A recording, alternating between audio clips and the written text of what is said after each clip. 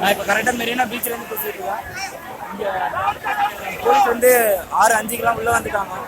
6:05க்கெல்லாம் உள்ளே வந்துட்டு பசங்களெல்லாம் அடிக்க ஆரம்பிச்சு கலைக்க ஆரம்பிச்சு திருப்பி பேச்சுவார்த்தை நடத்தினாங்க. 4 மணி நேரம் நாங்கள் டைம் கேட்டோம். அந்த ஜியோ கொடுத்தாங்க. அந்த ஜியோவில் ஒரு சைன் இல்லை. எந்த போலீஸாக ஒரு பிஎம் சிஎம் சைன் இல்லாமல் எப்படி ஒரு ஜியோ பாஸ் பண்ணுறாங்கன்னு தெரியல. ஒரு மானங்கிட்ட கவர்மெண்ட்டு இதுதான்.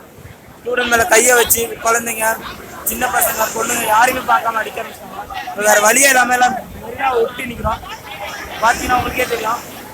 ஆனால் இந்த மீடியாவில் எந்த கூட்டமும் இல்லை, போராட்டம் முடிஞ்சிருச்சு அப்படின்னு சொல்லி இப்போ டெலிகாஸ்ட் பண்ணிட்டு இருக்காங்க. ஸோ இந்த பசங்க மேலாம் கை வச்சுட்டாங்க. ஸ்டூடெண்ட் மேலே கை வச்சா என்ன பவர்னு உங்களுக்கு காமிக்கணும்.